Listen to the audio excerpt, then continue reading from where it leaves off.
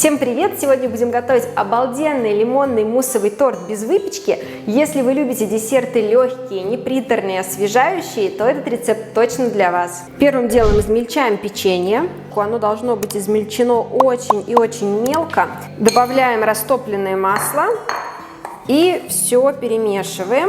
Форму диаметром 20 сантиметров я застелила бумагой, края ничем не смазывала. Выкладываем наше печенье, утрамбовываем стаканом, отправляем форму в холодильник, пока будем заниматься остальными ингредиентами. Я замочила листовой желатин в холодной воде. У меня здесь белки, я добавила еще щепотку соли, начинаем взбивать миксером.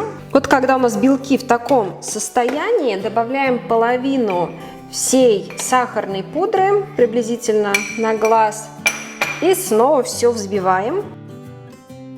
Вот такие белки должны получиться. Здесь у меня нагретый лимонный сок.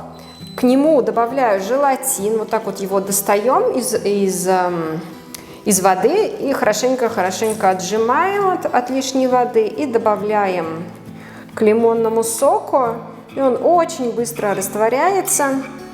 Все перемешиваем и оставляем остывать. Теперь нужно взбить холодные сливки. Когда мы взбили сливки вот приблизительно до такой густоты, добавляем сахарную пудру и лимонную цедру.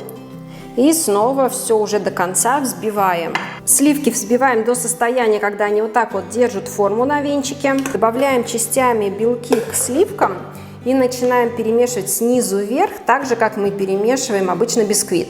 Теперь добавляем лимонный сок с желатином и снова все перемешиваем. Выкладываем наш мусс на основу, разравниваем, отправляем в морозилку часа на 2. Готовим желатин, которым будем заливать наш торт. Готовьте его так, как указано у вас на упаковке. Я достала мой торт из морозилки и теперь заливаем остывшим раствором лимонного желе. И снова отправляем в морозилку на 2 часа. И теперь будем смотреть, что у нас получается. Сначала нужно вот так вот провести ножом по краю. Аккуратно, не спеша, снимаем нашу форму. Вот. Вы только посмотрите, какой он нежный, воздушный в этом десерте. Все идеально, просто и база, и сам мусс, и сверху вот это покрытие. Все очень вкусно. Обязательно приготовьте это дома. Если вам понравилось мое видео, ставьте лайки, подписывайтесь, мне будет очень приятно. Всем пока-пока!